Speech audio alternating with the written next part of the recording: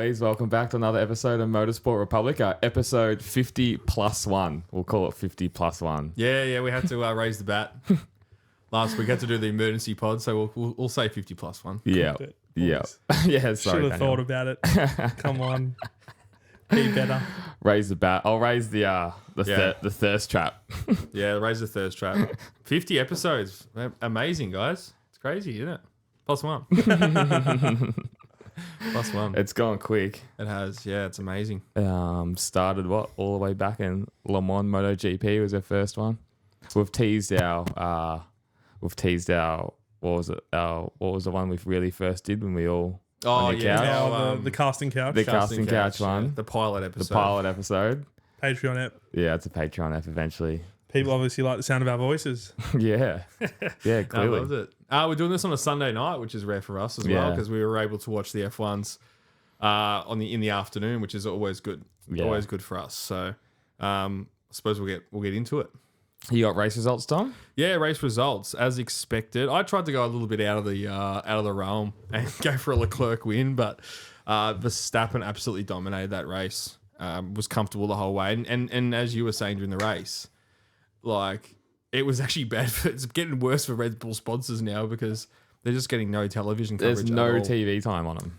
I'd be spewing about that, I think. I know, isn't that weird? Like, yeah, it's so weird. So Verstappen first, Perez second, Carlos Sainz third, which was a bit of a surprise for me. I mean, obviously Ferrari had the race pace throughout the day, but he sort of came from nowhere. Leclerc fourth, one-stop strategy worked for him in the end. Really impressive middle stint in that race. Norris, Alonso, great defending at the end. Russell seventh, Piastri eighth. Hamilton really disappointing in ninth. And Tsunoda, your local boy, gets a point. First point for a Japanese driver at Suzuka since Kyubi Kobayashi back in 2012 when he was third. No relation to Kobayashi, the hot dog eating champion. Oh, that's his great uncle. But runs in the family talent. That's good. Just two different aspects of talent. Yeah. Both elite in their own right. Yeah, exactly. Yeah, exactly right. Exactly right. But yeah, really strategic race going into after we said, was it a good race? Yeah, it wasn't obviously as exciting as some when there's not a battle for the lead. But yeah, some real strategies in there for one stop, three stop, two stops, and then obviously with a red flag at the start. Ricciardo, wrong place, wrong time, I suppose, as well. It was a racing incident, I think. Definitely racing incident, yeah. Yeah, I think he's even come out and said that himself. Yeah. That he agrees it was a racing incident, just didn't see him. Yeah. It's one of those things, I guess. Yeah, he took the racing line and he had obviously had a car on the inside as well. So you could see his head turn and to check the inside, and then obviously there's that surprise on the outside. And it's always normally pretty stock standard. There's something happening at the start of Suzuka. Yeah. You know, it's just those corners are just made for it. Exactly right. Yeah. It's, and the cars are so wide these days. Like, fuck, they take up so much track. It's not the easiest thing to do, is it? Yeah. How amazing is that circuit, though? I know, it's incredible. It's one of the best tracks easily on earth. Those cars through the S's, that first sector, like just blistering. So, let's get into James's favorite segment of the week: most impressive, most surprising, most disappointing. All right. This was a hard one because it was a bit of a stagnant race, I must admit. But my most impressive was Charles. He obviously got fourth, but I think on that one-stop strategy, I thought that was quite impressive. So, at least trying to nurse the tires, you know. At least it made it a little bit interesting as well. Throw up something a bit different. I'm sure he wouldn't be that happy with it, but I thought, that was good. They tried something different. I didn't mind that. Most surprising for me was Carlos Sainz. It's kind of amazing. He's backing up from Albert Park. He was the only other person besides Red Bull last year to get a win as well. And then he doesn't have a drive. He's driving for his life. Yeah, legitimately driving for his... I think you'll find it. He'll be slotted in somewhere now, definitely next year. For sure. Like, there's another really impressive performance for Carlos. And most disappointing, this was a hard one, to be honest. And I'm picking on him a little bit, but Logan Sargent just making an error just out of nowhere. Got caught up on the Ripple Strip and just bring the car home. Like, I wrote a note in here before that incident was even what that even happens, that Logan Sargent's ego must be just taking an absolute beating. Like, you know, he lost the car in Albert Park to Albon. Like everyone kind of just makes fun of him. He's only going to drive because he's American. Like, but he's not really. And the money. It's what's his old man do? Oh, I'm not 100% sure, but I know he brings a lot of money to the team through different sponsors. And, Okay. And I think Williams is owned by an American company now as well. Yeah. So, like, he's just he must have a thick skin at least, because he's just constantly copping shit left, right, and center. Like, you know, to be in a Formula One paddock, like everyone's ego would be just out of this world, but you want to win, and then to lose your car because his teammate crashed it, and he's like, "Oh, I'm taking your one now." Like, and then he goes out and crashes next week as well. He's not making himself look good. Nah. He just had to bring it home and just be competitive. So, and that's the weird, wacky thing with Formula One. Like, he's not the first person either to almost, I guess, in quotation marks, buy his ride. But yeah, it's hard. He's got some talent in the junior categories. He performed really well. Yeah. And through I'm not sure if he raced F3, but F2 and some different categories around the world. Like, he's got talent, but we see when they get to that premium, it's the next level. It's the next level, and he just doesn't have that. We talk about the X factor all the time, and he just hasn't shown it. And he's been given a lifeline this year. They need to get someone in that team that's going to show something. I mean, Albon is experienced now. He's raced for Red Bull. He's been on the podium before, but yeah, it seems like a bit of a wasted seat. Yeah, it definitely does. There's too many kids coming through the junior ranks that are biting to get into F1. Let alone at that seat. Exactly right. And you got like Oliver Bamman who raced a couple weeks ago, did a top 10 result. And obviously it seems like the gap between F2 and F1's massive. So to then bridge that gap, you have to be, you know, a genuine star. Because how many kids are you seeing really coming through? Like, it doesn't seem like that much. And then there's talks of Vettel coming back as well. So, like, yeah, I think where's the seat's going to come from? I think that Mercedes seat is heading more towards that Kimi Antonelli if he can perform this year. Looking at, you know, young talent coming through. Yeah, because I just feel like they would have signed someone by now if it was going to be an older driver or someone coming back who's had a couple of years off. Yeah, I think so. And I think Toto's come out and said he's got a few drivers in mind. He's narrowed it down.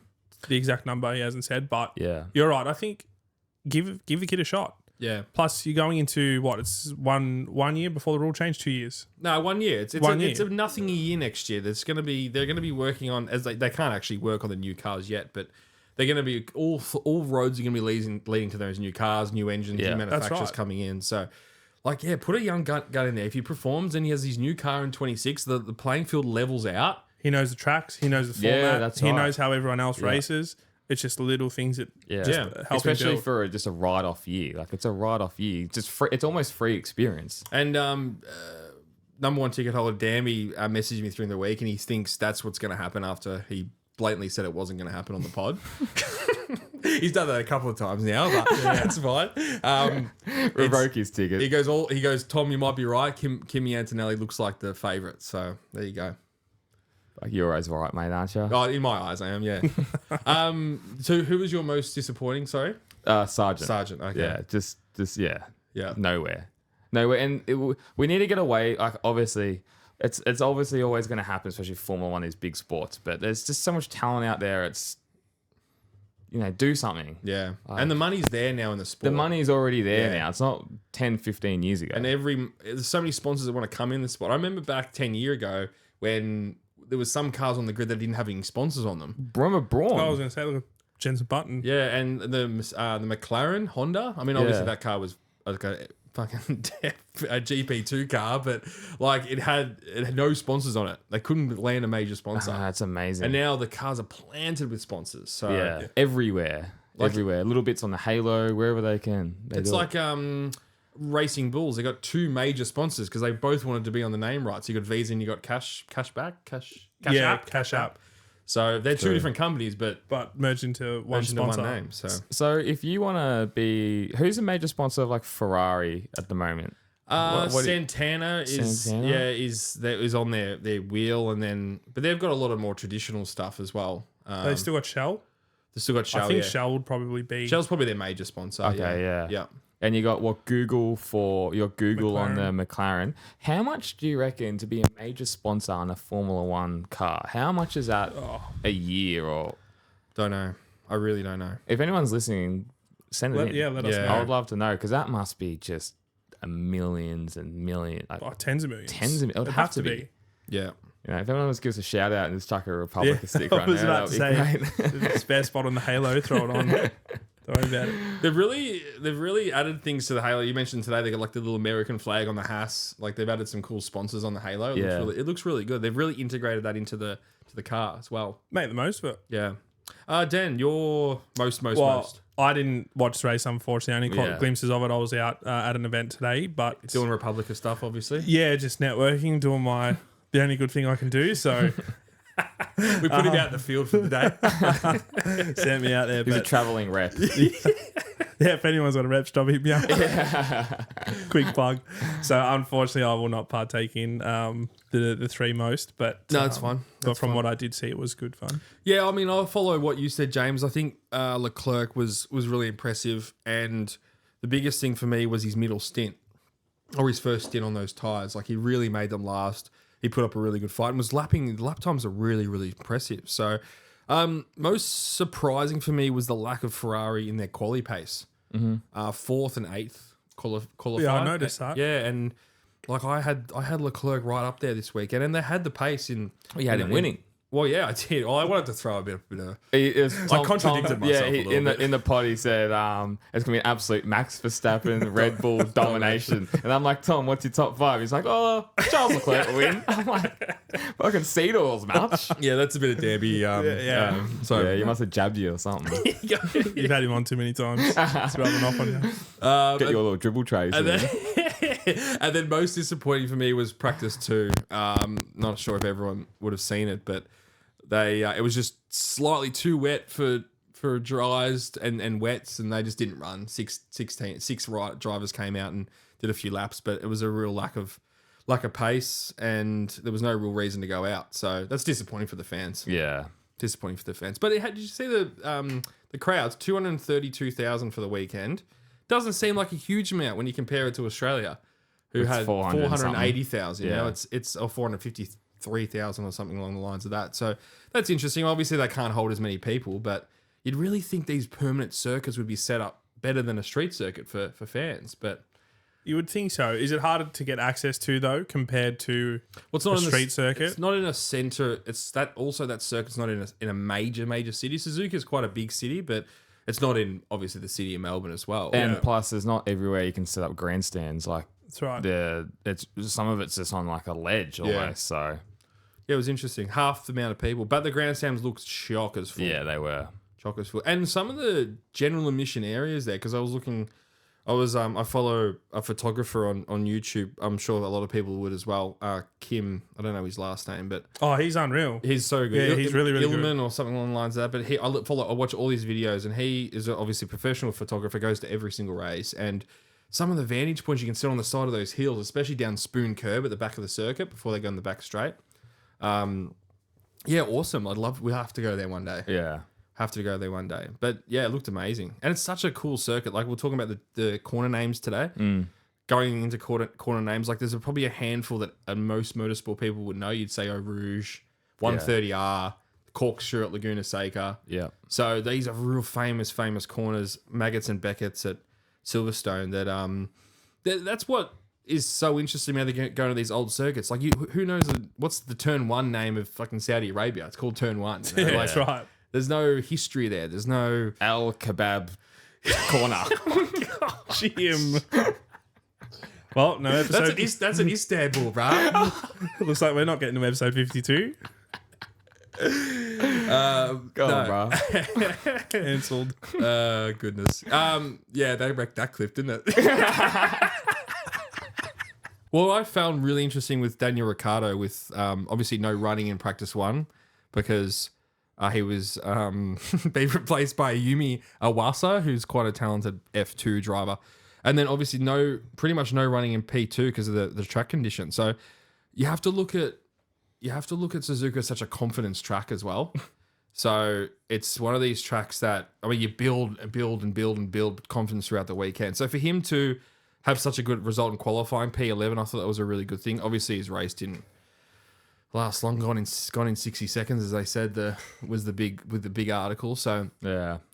but yeah, I mean, I thought he had a pretty good weekend apart from his race. So we'll see what happens. I mean, I know he's got that 3 races to prove himself or something, which is crazy. So It's a Red Bull thing, though. They're so cutthroat. yeah, it's just like the guy's got so much talent, but just hasn't done anything since he left Red Bull. Like really nothing. Yeah. And like, He's just struggling, isn't he? yeah, it's just I just don't know. I don't know the answers. And Tsunoda's now performing, so this is where he's got to really turn it around in China in a couple of weeks.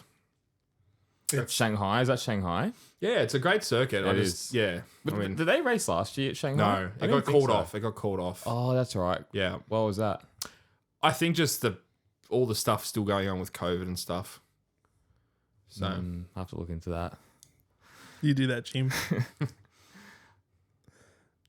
Yeah. what's he looking into? No, I thought it was something different. Oh, okay. We'll have to look it up then. I swear it was like a political thing.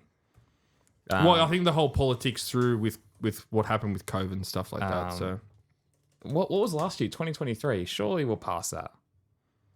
Was cancelled. Let me have a look. I'll Google it. It was the event was contracted to take Yeah. place in 2020 to 2023, but was cancelled each of those years as consequence of the COVID-19 pandemic in China. Fuck.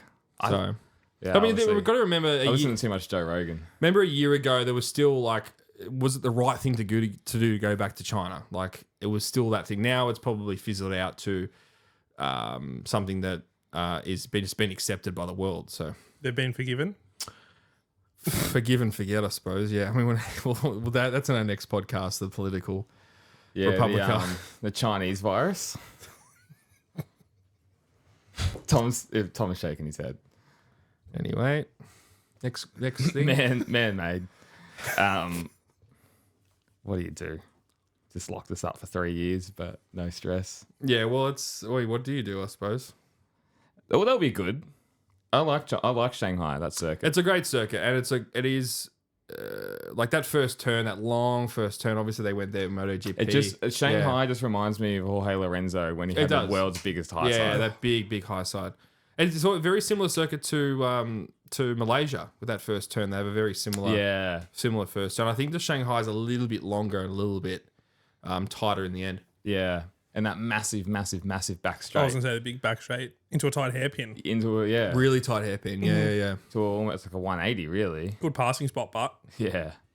Yeah, it used to be the longest straight on the calendar, I remember, but I think some of those straights in Saudi Arabia are slightly Yeah. longer now. What do you guys think of Mercedes and Hamilton? That it looks sounded defeated on the team radio. Yeah, so if you missed it, he basically he was asking if they wanted him to. He's like, it was basically coming forward as, do you want me to let George Russell through? So Yeah, like I've never heard someone on the radio go, "Do you want to let him through?" Like, it was just incredible to hear that on the radio from him, who's such a cutthroat racer. And it just sounded like he has just given up on the season, to be honest. yeah, it's that's interesting. Like you said, to come from him especially, he's never like that.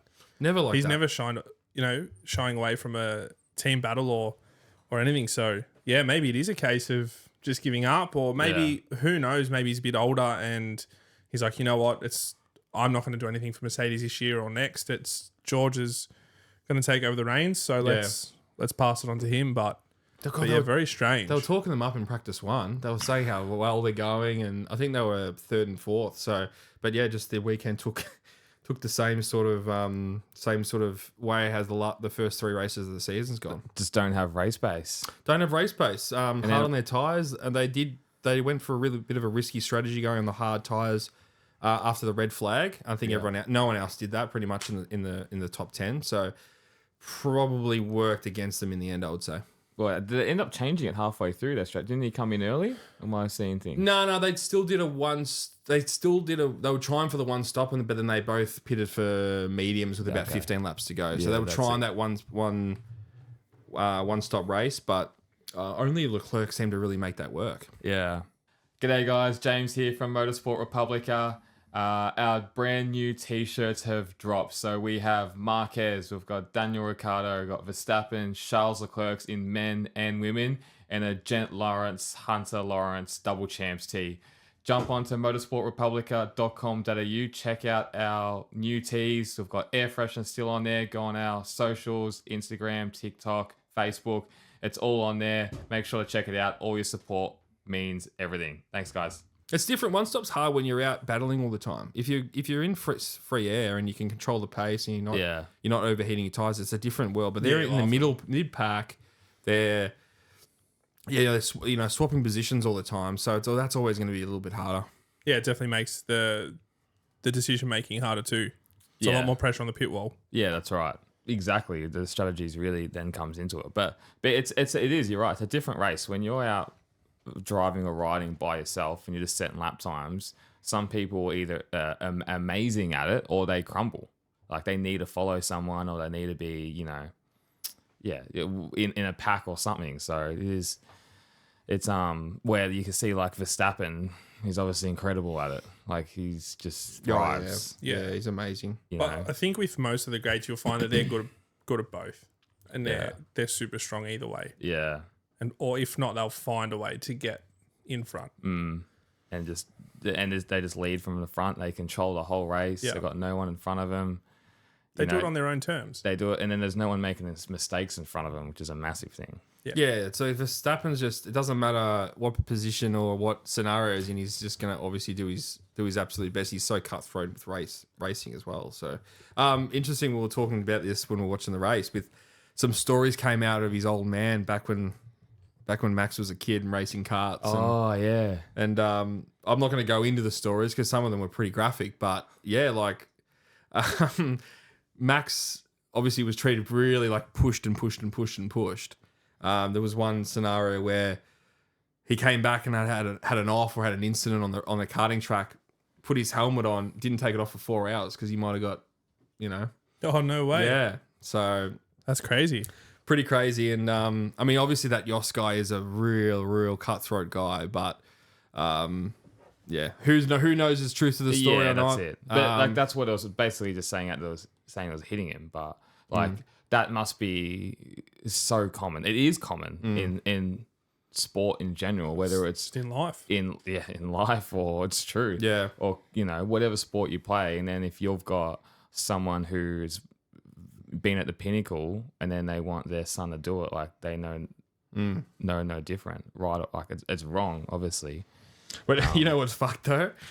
He's the best. Yeah, I know. It paid off, didn't it? But that's how it is. Like you look at the Williams sisters, they will Floyd Mayweather's dad, he had him boxing since he could walk. Yeah. Tiger Woods, like all these elite champions of the sport, it seems to be that their childhood is very similar in a weird way. So not everyone, but like it's pretty full on.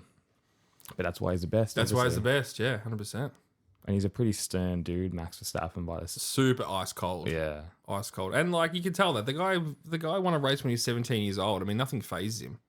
It's just incredible. And then he just chills out and then does more racing when he's at home. Yeah, all he does. Sim racing. It's crazy. It's all he knows, eh? And it's literally all they know. But I think that as well, like when you've been pushed, that also makes them that slight bit awkward. You find some of those guys and they're a bit weird, like you mentioned with Matt. Socially, they're a bit, seed oils. Yeah. Yeah, definitely. But yeah, that's just from one thing and one thing only. Well, that's right. But how can you not be? Like if you've been in any sport since you're 4 years old, 3 years old, and like that's all you've done, and then you got to remember as well, like they're not going to school properly. They're not. They're only at the racetrack or the basketball. Yeah, they're not having a normal upbringing. Especially in motorsport, like you're going to different countries. You're speaking to different people. You're kind of in your own lane in a way. Like not everyone can share the. It's not like basketball where you can just go to the court and hang out. Like if you want to be racing on a track, like it's paying for a track day different. or hiring a track. Yeah. I think the other thing is they're always fighting. Like fighting for your spot, fighting for sponsors, Yeah, fighting to get true. into this team, fighting True. to get to an interview with that person or Yeah. get their name out there like this. So that's all they know. Yeah. Away from the driving and fighting on the track or wherever it is, it's just fighting in life in general to guess- get to where they want to be. And you know what? The biggest battle, you're right, Daniel, is the battle outside the track of getting the sponsors, Yeah. getting your name out there, getting noticed, getting the money together, or putting your money in the right direction to where you can be successful in Formula One, especially F1. Like, you've got to be, let's face it, your parents got to be Yeah, multi-millionaires to just to get in yourself there. through the junior category to see what Yeah. the talent's there. I mean, it's not about spending money once you're at F1. It's getting there. Getting isn't it? there. Yeah. I think I watched a video a while ago and it sort of went through the ranks and what it's going to cost. And by the time you get to Formula One, it's about $3.5 million if you get to Formula One that you've spent through. Yeah. I don't know if that considered like junior categories, but that was like all the like Formula Renault and all that kind of Yeah. stuff up from there. Yeah, it's not surprising. And it could be more, really. Like, it wouldn't surprise me if it's even more. Well, it's the same as the bikes. I mean, the sacrifices they got to make. You got to be realistically in Europe to make it happen. 100%. Oh, yeah. And you got to think too, with a bike, there could in the junior ranks anyway, there probably more expenditure Yeah. because you got to think stacking. That's a set of leathers. That's a helmet. That's gloves, boots. Little shit like knee sliders, tear offs. It all adds up when you're Yeah. paying for it. Yeah. That's a good point. Yeah, karts seem Tires. tires are the big Tires, thing. Tires are the chain biggest thing. sprockets. Yeah. They're the biggest thing for karts is the tires. Yeah. Because I think going through the junior categories, if you're up there money wise, you get a new set of tires every session, Yeah, you that's know. right. And then I remember listening to Ocon, and he came from pretty Humble. humble beginnings. Yeah, pretty humble beginnings, and he used to do a whole weekend on the same set of tires where his teammate or his guys he was racing had a new set of tires for Yeah. practice, new set of tires for qualifying. So Crazy. it is crazy. Well, didn't Schumacher used to take all the throw out tires and put them on his car? Yeah, I did hear that. There you go. Yeah, he was humble beginnings as well. You got to remember as well with Schumacher, he had his brother there as well, like the Lawrence brothers. The parents had to pay for both these kids. I know. That's crazy. But do you think the sport's now gone where you just can't? You can't do it if you're from, just a think it's very normal hard. Yeah. suburban house with normal, just parents doing normal jobs. Like, can you even make it these days? Well, how are you going to get to that racetrack in the right car to show your talent? Like that's Yeah. the hard thing. Yeah. So, yeah, it is. You're right, and it's getting more and more money's being thrown into the sport as well. Yeah. So it would make it. So it's, More and more it's just difficult. more of a rich man's sport. Yeah. And it's still amazing, but you still got to have the talent there. But I'm sure in MotoGP or Formula One, whatever it is, there's talent being missed. Oh, Yeah, definitely, definitely. across anything. I think a few of the current drivers, and either one of you correct me if I'm wrong, but I think they got some karting academies overseas. I think Alonso's got one. I think Alonso's Lando got one. Norris has got one. So maybe they're putting back into the sport at a more cheaper alternative. Hopefully. You'd hope so. I think Alonso's done a lot for his hometown. Same with, and that's the thing they want an easier path than what they had, which is awesome. Yeah. But- Especially if you've got the means to do it. Some of those Alonso karts look pretty prim. Yeah, I think there was one floating around on Marketplace not long ago. It was either a Alonso one or a Lando one. Trust you to find that. Oh Daniel. man, king of Marketplace. But all jokes aside, and that's probably one of the disappointing things about here in Australia. None of our ex races of anything, not that I know as far as I'm aware, are really putting back in a big way. Like, it's great. Damo Cudlin, Yeah. pod favourite, he's doing Moto Stars. Wayne Maxwell, who raced overseas and he's ASPK, multiple time ASPK champion. He's running the Ovali and the FIM. But apart from that, like, I don't think Casey came back and did much. I don't think Wayne Gardner did. Mick, as far as I'm aware, Mark Webber, I don't know, has he done anything? Not particularly, but all these guys, most of them as well, to a certain extent, stay overseas. as They well. do. I understand that. But you would think, remember where you come from. Yeah, Yeah, it's a good point you make. You look at, obviously, easiest one to think of is Rossi. He's got the ranch. He's trying to bleed young talent, but Colin Edwards is doing it overseas as well. I'm sure there's NASCAR drivers or IndyCar drivers that are doing the same. it's a great point. Yeah, Yeah, I think know? Europe's flooded with it, with people you don't even, like ex-racers that would do it that you won't even know. But like Rossi's a big one for sure. But yeah, within Australia, like you think maybe because I think with Australia as well, it's so hard to, get tracks, to then get people out on the tracks. Like, everything gets, it's such nanny state these days. Yeah, I'm sure that's it's true. tenfold harder than to do it in Europe. Remember we were talking to Joel Kelso, and it was like, it's not the fact they have the circuits or the weather over there, is you can just go there when you want and go on there. Like here, you're right. There's got to book it in. There's fucking months in advance. Like you can just rock up to a track. There's only certain days. Yeah, you rock up to a track. You pay your money and you're on. Like it's so different over there. It's like you almost just need some rich investor just to make something where it's then someone or themselves can take over it, then bleed the young talent that way. That's right. It's the only kind of way. Like Ovali is doing it really well. Yeah, 100%. Yeah. And all that. Like that's kind of changed the game a little bit. Because really, if Australian motorcyclists, like to go road racing, it was all just speedway stuff, which is just local club stuff. It's where like Casey and like Chris and all those guys came through. But it's just different. Yeah, it definitely is. There's a lot of varying factors, of course. No money, the like sponsorship. And remember, all this stuff gets driven from the bike industry. Realistically, like they're the ones that put the money in it, and in Europe or in the States. Oh, they love it. Sponsorships, no worries, but here no one gives money for anything. It's weird. You would think that they'd like just pour money into it. Yeah. Like, and especially like just going off topic on F1 for a sec, but ASBK in the scheme of things compared to AMA or BSB is nothing. Oh yeah. You know? And Herfoss is seeing that now. Man, he reckons it's insane over there. Yeah. He reckons it's like party central and it's people everywhere. It's busy paddocks. It's what this could be. Yeah. It's something where you just don't know. I don't think anyone's. We've all figured out how to do it. It's just money, isn't it? Of course. It's just money, but it's still a business where you still need to make money. And like with Australia, I don't know. Do we have the culture for it? Do we have the population for it? I think it's the culture, you're right. Because if someone wants to go build a track, all they think about is how much money am I going to make, not am I going to help these young kids. That's the thing. And like premier go-kart facilities, I'm not sure if there are in Victoria. I don't know if there's a central location where I think Port Melbourne maybe or Oakley. I think it's pretty. Yeah, where they do all the Avale stuff. Yeah, their go-kart tracks. I think Oakley's meant to be a decent one. Yeah.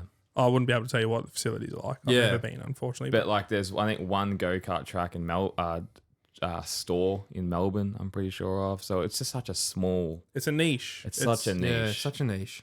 But it'll be interesting if we look in 20 years' time, if that does change because of Drive to Survive and maybe more young kids are looking to get into it, and then there's more of a demand.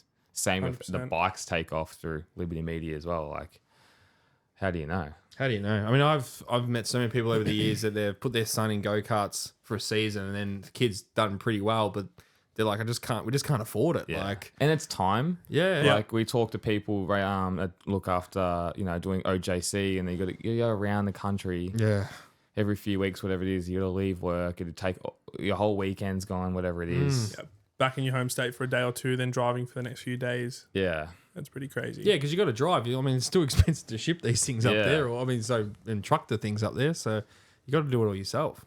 Right. And that's why Casey Stoner's parents, I think, remortgaged their house so they could afford to do it. Crazy. Paid off for him, but fucked in it ever. You know who it's paid off for? Quartararo. What do you boys think? I'm just shocked that apparently was it 4 million euros? Yeah. That they offered him. That's probably a low ball, man. That's probably the real thing. The real issue with this whole situation is if you look at Bagnaia on 6 million a year, like I think Quartararo is worth the same. So do I. He's a world champion. He's just on a dud motorcycle. And Yamaha's just thrown out 12, so that's 20 million Aussie. It's big money. the problem is it's massive money. The only problem with that is who does Yamaha now, if they've got any money left to throw at someone else? Well, Quartararo must also know. Yeah, you're right. Quartararo must also know. Like, there has to be a plan coming. There has to be a plan. or he's just taking the money. Is it too much money to worry about? It's too much money to worry about that. And also, when we've spoken to riders on this pod, the one thing we've kind of always taken away is money. Like, we never really thought about it until we started talking to riders, but it's obviously such a big thing. Massive. Like, it sets up your whole life. And Their families, 12 million euros compared to 4 million euros is such a big difference. to set up your life. It's crazy. It's crazy. Unless you've got the money in the bank like a Marquez, where he's 30, whatever it is, he's won 8 world titles, he can take that hit. Why wouldn't you? Like, I'm with Quartararo. Yeah, I am as well. I think it's too much money to turn down, and I don't think even if he has 2 shit seasons, it's signed for 2 seasons. Yeah, 2 years. So he's going to be 26 by the time his contract's up. He's made $20 million. 20, yeah, plus endorsements. So, and he moves to a different team. I think it's probably the best option for him. What do you think, Daniel? Realistically, if you move to Aprilia on a 5-year deal, would he be expected to win the championship in the next 2 years? 100%. I don't think so. To be expected. Yeah. Yeah, he'd be expected to win a title. Yeah. 100%. Yeah, he would. I don't know, man. As in, would Aprilia expect him to win the title? Yeah, I think Aprilia, whoever they sign, is expecting them to win the title. What I'm saying is, would he think to himself he's going to win a championship in the next 2 years at Aprilia? 100% he would. He'd have to. Yes, for sure. I think he thinks that on any manufacturer that's not Yamaha. Yeah. Yeah. Look, yes, it's such a hard thing. I'd go for the glory and I'd want the championship, to be honest, personally. Yeah. But 12 million euros is a lot of money. It's so it's 3 times the amount. Like, it's crazy. It's not double. It's not it's 3 times the amount of money. Like, it's crazy. And I was convinced. I said it from the start. He was going. I think everyone was convinced. It's definitely a shock. But like you said, maybe there's something in the works. You know, they are changing in a couple of years. Engine size goes back to 800. Yamaha's familiar with that. Yeah. So yeah, it could be something. And I guess for him to stick fat, develop the bike, come back and win one, that would be cool. Pays off. Yeah. What was people saying in the comments? He's got Stockholm syndrome. Funny. God. But you're right. Like, if he sticks fat and then he brings him back to glory. What a story. Absolutely. And you've got 20 mil in the bank. Yep. And like you said, plus think of the pearl necklaces he can wear. Imagine the bonus that his little friend Tom gets. He's probably Tom's going, nah, come on, take the money. Yeah, 100%. He was definitely in his ear. Yeah. But yeah, that's the thing. Like you touched on endorsements and stuff. Maybe they've upped like points bonuses and win bonuses and all that kind of jazz. Sure. But yeah, I don't know, man. It still baffles me. Yeah. It really does. It's. I can see it being a win situation, whatever way he ticks. If he went to Aprilia, then it's like, great, he's having a crack. But if he goes to Yamaha and he's making 20 mil, then great as well. Like, if he chose Yamaha but it was the same money, then you are ludicrous. I'd fly over there and kick him myself. Yeah, That's like silly. Going back to the Bezzecchi situation. How much more is he getting paid to stay at VR than he was going to do at Pramac? That's where it probably would have been similar money. That's where loyalty comes into it. But he would have had a 24 bike. So that's what we think's crazy, that he didn't take that Pramac deal. Yeah, definitely. But I mean, and now he's struggling on the 23. Yeah. Which the 24 is more like the 22. Yeah. So where does Aprilia go from here? You've got Alicia Spargo on that bike and Mighty Maverick Vinales. Oh, they'd have to go for Martin, surely. Yeah, so now. the rumors are still, and I think we've touched on this, is still Martin. And I've heard the Bastianini. beast, I think. Yeah. So I think what's the likely scenario is Jorge Martin to factory Ducati, and then the beast will look at moving on. Is there a scenario where Ducati want Marquez and then they lose Bastianini and Jorge Martin? Big chance. Yeah, absolutely. It's not out of the realms of possibility. Yeah, I think it's less likely, but I don't think it's out of the realms for sure. Well, I think they've come out and said they're looking at all their options. Factory Ducati. Well, he's been putting up against everyone. He's been holding his own mark against the only thing is, other factory riders. Do they go for longevity or do they go for just keep winning championships and keep... I suppose they're lucky either way, because if they're going to keep Pecco anyway. He's signed to 26 now. Yeah, he's the man. If you're going to hold on to Martin at some capacity and keep Marquez in there, if you bring him up, you've still got Bez at Ducati as well. So you're kind of covered anyway. Yeah, you've got young Furman as well now. Exactly right. You got another. Yep, forgot about that. You got another 2 years there at least. Yeah. So I think your base is covered if you do go for Marquez. Keep the the experience plus the young. Yeah, I don't know. Like Marquez is just such the wild card in all this. Well, then you look at Marquez ending up possibly at a KTM, having that dream scenario of Marquez and Pedro Acosta at KTM. which they're already talking about. And then where does Binder go then? Yeah, at his expense. So like it's such a silliest of seasons. It's going to be such a silly season going. We thought it was last year, but this year is like already taken off again. This is going to sound. Is Marquez? Has he got a year at Gresini or is it 2 years? One. Yeah. So like the second half of this season is just going to be phenomenal to find out where everyone's going. I know. Yeah. Like it.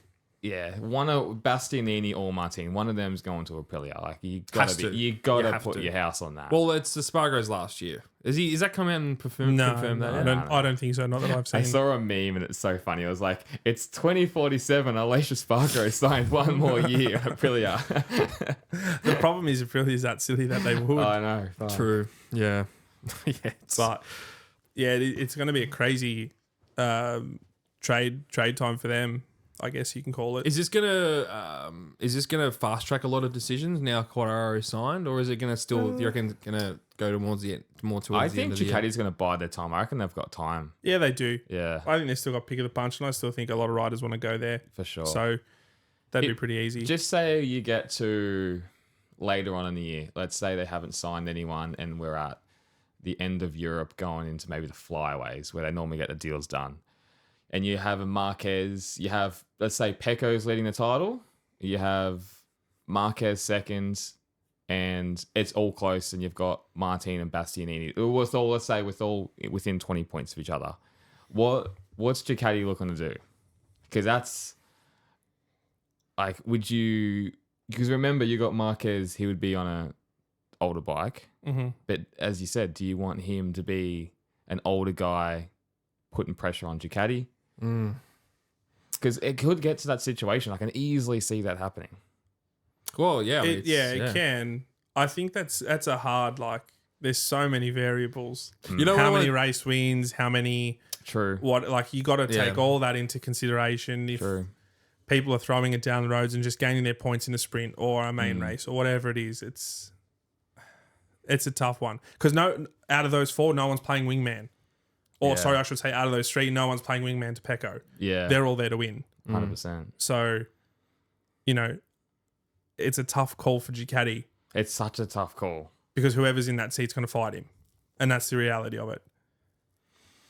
Well, Ducati's never had that scenario where they have had that main guy with a wingman to a certain extent. I mean, Miller maybe, but... Look, I think Miller did a great job as wingman, to be honest. Yeah, I think it was a good I thought he teammate. did really, really well. I've got a segment for us next week, boys. I want a 2025 where everyone's going. And we're going to compare it to the end of the year. Oh, I like it. Yeah. That's cool. All right. We'll make our grid.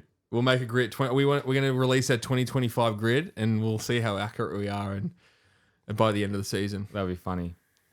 Yeah, it's going to be tough. That's going to be tough. That's a tough one. I like it, though. I like it. Let's do it. But yeah, so many different things. And it's hard. Like, I can't separate the fan, as a fan and a lover of Ducati, and probably a bit biased being Italian, I'd love to see Bastianini on that bike. Yeah. Yeah, I'm with you. And I just think he's awesome. Like, I love the way he rides. Yeah, and we've I think forgotten he's about got his that X talent. factor. And he's got that rock, like Bez, and you mentioned it because you met him. You said he's got that, like, I can't remember what the word you said. A bit of aura about him. Yeah, he's got an aura about him. So you've experienced it firsthand. It's true. He did. More than anyone, really. So I'd love to see him on that bike. But then again, Aprilia Italian bike, Italian rider. Yeah. Same. Yeah, basically. Kind of. And I think his riding style might suit the Aprilia anyway. I think Martin, same thing. I like Jorge Martin. So if he's in red, it doesn't bother me. Yeah. It's just old mate in the back corner there. If he's in red, then I'm a bit. Well, that would be crazy. It'd be fucking nuts if he's in. I think he's fucking already Ducati. shown enough to earn his right to be as well. I think fuck. It would be cool. It would be weird, but I don't know. Like, I just doesn't seem like he's not 2018 Marc Marquez. You might have a different opinion by after this weekend, though. Yeah. Next weekend. We'll see. Yeah, but saying that, what are you going to call him on Coda and Sachsenring? They're his tracks anyway. Yeah. So it's a bit hard. You got to be. You got to look at races everything else. deep into Europe, I think, and then figure it out. But it's a tough one. But two races in now, like for me, still the standout is Pecco. Like he just seems to be the fastest consistently.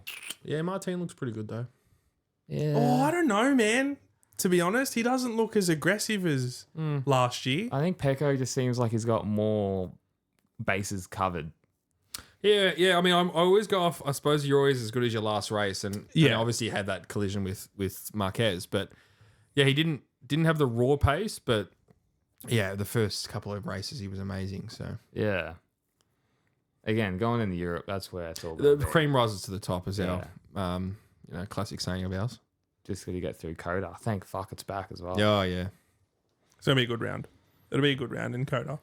Oh yeah. Alex Rins for the win. Alex Rins for the win on Young just after quarter. If that happens, I'll be going for it. I'm If going he's for on it. the podium, that'll be the best thing ever.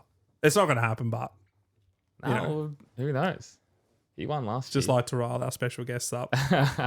Well, he won on a Honda last year as well. I Like, know, and think that's of a bucket of on balls. an LCR Honda. Yeah. Fuck. So you never know. That's a circuit. And I shouldn't say that's a circuit that throws out wacky results, but because it's normally Marc Marquez. But But when he hasn't been there, it has thrown up wacky Yeah. results. Yeah. like, how the fuck did he win that race? I don't remember. Bagnaia crashed. Yeah, Pecco's he- bike was too good and he couldn't feel That's the right. He front said end. that. That was a crazy thing to say. He in crashed the- on the second corner, didn't he? In Yeah, the that fast right-hander. S, the fast S's, wasn't it? Yeah. before the S's. Was it before it? Yeah, it was the right hander. Yeah. Yeah, just tucked. But he was there or thereabouts anyway, Rins. He was closing in on him. So I don't think... How does a Honda? How do you win a Coda which has every track combined? Yeah. But then be 5 days off the pace in another circuit. How do we need to fucking talk to a But there technician or something. Like was- I need to know why this happens. It's a confidence. Like, is it? It can't be well, I just mean, confidence. he is If it's strong at that confidence, track. if it's confidence, I'm walking on that bike and I'm winning. Played enough MotoGP to know the track. If it's confidence, and I'm winning every race. I think with Coda, I can't remember if it was you telling me, James, or pod favourite Danby, but yeah, so I don't know if it was you, James, or Danby telling me, but Honda did a bucket load of testing at Coda. Yeah, they did. So they got a lot of data from there. But I guess you're 100% right. But it makes sense for Marquez because he did all that testing. Yeah. And it was early on. But for Rins, He was strong through he's won Moto3, Moto2. he was always good. He was always good But that there. bike is so bad that Bit of luck helps. a bit of luck helps. But even to be in the top 5, Yeah, is to finish different. second. Yeah, Yeah. exactly. So it can't be just confidence. Like I just don't understand. How you can win and then be last almost bottom 5 every race and just absolutely off the pace. Well, I don't think it's an easy track to ride as well. So I think that knowledge of the track and knowing True. what lines to take and how to get through it. But like even still, like you got to fight the bike around. You got to ride around the problems of the bike. Like if the bike's as bad as what everyone says it is, and it's obviously not very good. Look at Luca Marini right now. He's. He'd be kicking himself. I know. Yeah, it's way off the pace. Like, I embarrassing. thought All Yeah. Honda. 2 seconds a lap. Like, unbelievable. They're struggling. Have we ever seen someone that far behind? From memory, like I don't even think Taka Nakagami. Like, Yeah, I don't know. he either crashes or he's like. I 15th. remember absolute Moto2 MotoGP legend Tito Rabat. He used to be. yes, you're right. He was always off the pace. That's He a classic example that him though, like won a championship Moto2 and did absolutely nothing. Yeah. Like Nothing in a moto. On And a he was MotoGP on bike. a Honda. He was on a Honda when maybe it was the days when maybe was he on it when Pedrosa? He would have been on it when Pedrosa was racing. He was still up there, so it wasn't the worst bike to ride. I don't think it was maybe the greatest, but you know, there's people that have been unfortunate, and I reckon one of those riders is Hector Barbera. I don't think he got a real shot at it. Yeah, that's a good shout. You know, like he was a fucking star in 125s and 250s. And, you know, he came into the time when obviously there was Rossi, there was Casey, and all those guys on factory bikes. He never got a factory ride. He ended up riding on the CRT bikes. And I think he just had a bad run into it. Like, I think if he was on a good bike, he could have done better. Been different. I think Bautista sort of. I was going to say falls in the same Bautista because then he rode that factory Ducati. Was it at Phillip Island? And he was doing really well, wasn't it? He did a wild card on factory Ducati. I think so. Something like that. So, and then he rode Suzuki back in. He took, I think, Vermeulen's spot. Yes. On the Suzuki when it wasn't the greatest. Did he ride? Who else did he ride with? Did he ride with? I think he might have ridden with Aprilia. Was it Aprilia for a year or two? Early doors with Bradley Smith, maybe. Yeah, maybe. I think you're right. So the bikes are so much more even now, where back then I think he's had a rough time at it. Yeah, there's a few guys that came up at the wrong time. Barbera, I reckon Barbera, man, fuck, he was a star. What about Bautista? Huh? What about Bautista? Did he have a rough time? Like, did he have a good shot at it? I don't really think so. He rode just like some factory Suzuki, but early doors factory Suzuki. Yeah. Like Rizzler Suzuki days before they came back. Yeah, when they were on their way out. God, he's been in the paddock for a long time. Yeah, I guess it was Aprilia and Ducati. So just I don't know.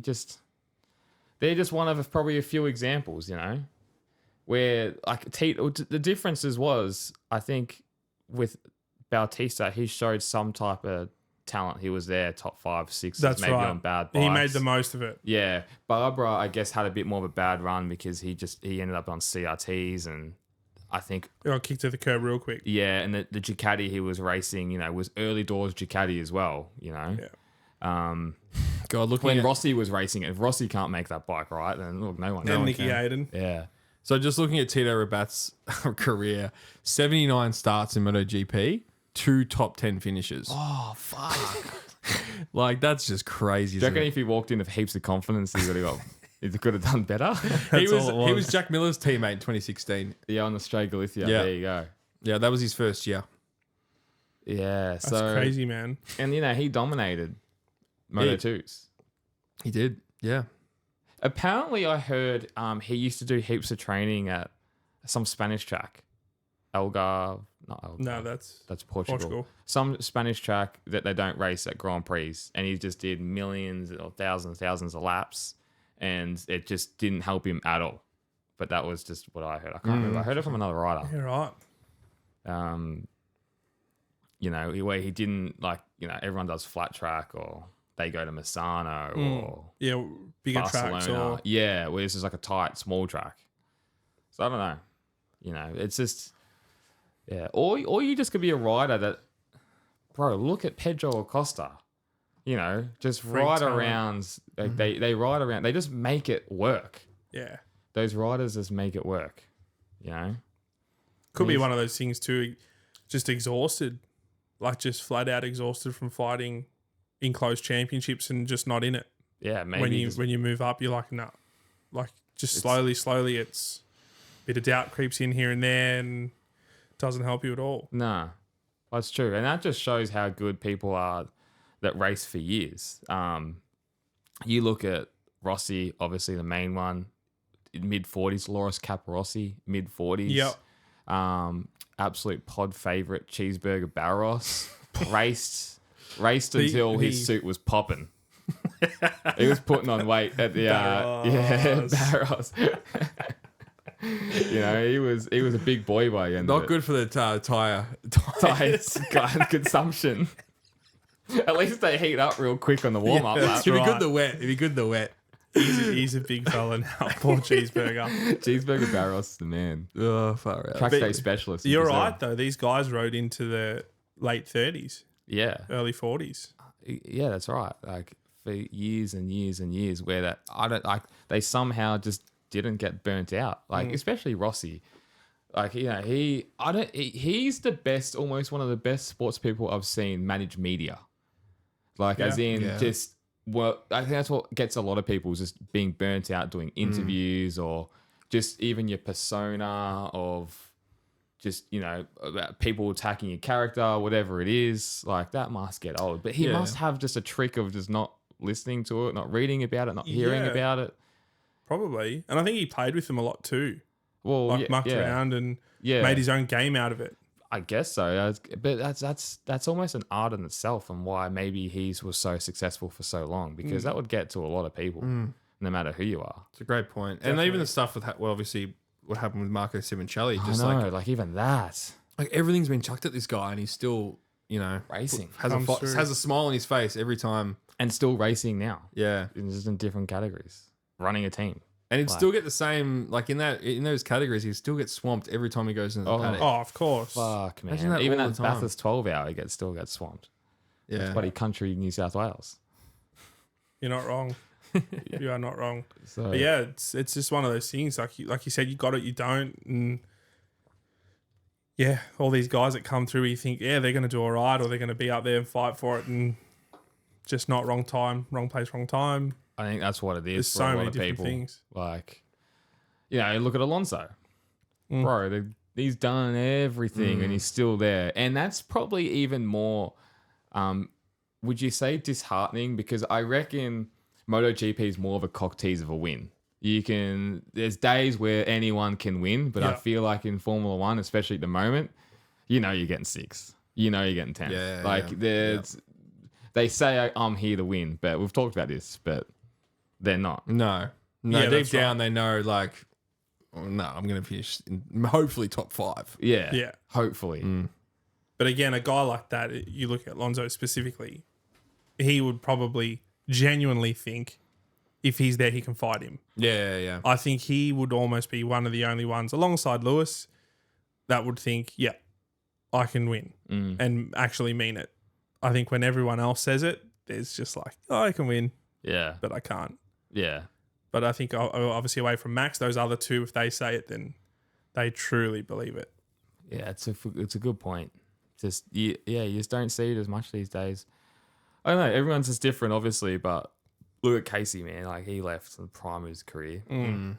He just couldn't hack it, and that's fair enough. Exactly. But for the media and the scrutiny and what, like, you have one bad race, man, everyone's already on your back. Yeah, exactly. And like you mentioned before, especially in Formula 1, it's so cutthroat. Oh, it's like Ricardo, like the articles That's what I coming out, mean, like yeah. just retire. People are saying, like, the comments are just crazy. Imagine you can't help but read those things. Get him into a V8 supercar. Oh, It'd be good for the sport. Well, it needs something. V8 supercars, I heard from a mate yesterday that sold out the New Zealand round. Next time it's coming up, which is crazy. That's awesome. I didn't even know. They must be starved for motorsport, surely. Or it's just like a, 10 meter by a square 10 meter track or something. It's the amount of fans they can get in. Well, it's interesting. Talk about New Zealand motorsport. I was Pocono was their classic track they used to go to. Do you remember them racing in New Zealand? And it was like that really tight track With that hairpin? Yeah. Yeah. That's where I think it got sold out. No, they've moved tracks. That's got demolished, and it's going to be like housing. Like it's what a tragedy. That's like isn't that like Oran Park? Remember Oran Park? I think it was the same thing. Yeah. Yeah. But that's just crazy. Like, obviously we've gone on tangents now. But, Yeah. As we do. Yeah, as we do is the whole point of this podcast. But like that being sold out was really surprising. So Yeah. I don't understand. We'll have some more V8 content coming up in the next few weeks, hopefully. Yeah, no, it's good. I still don't mind it. But yeah, that's my goss. I got Important stuff coming through on your watch there, Jim. Yeah, thank you to someone because they bought 3 items on our website. I just got them as well. Thank you very much. Yeah, very nice. Very good. Tips Fuck, I don't know. for Coda. It's a good question. Come on, Dan, you go first because I want to see if he's going to be a man of his word. And remember, this will be on an Instagram post as well. I'm not putting Alex Rins first. Oh, come on. just do it. Just do it. I'll put him in my top 5. Oh, I'm not putting him first. It pains me to say this, but I think Marc Marquez will win his first race at Ducati. Pecco, Bastianini,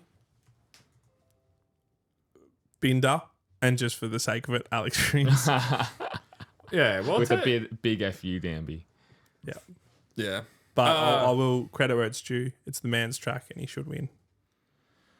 Yeah, fuck, I don't know. Tom. Marquez, Bags, Martin, Binder, Bastianini. Marquez, Bags. I'm going to go Bagnaia. Oh, I think he's got a chip on his shoulder. Whoa, that's I a know. good call. I'm going to go Bagnaia.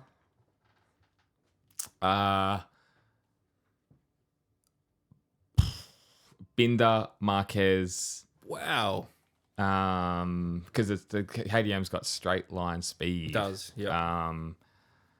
Who have I said? I've said Bagnaia, Binder, Marquez, Martin, the Beast, 5th.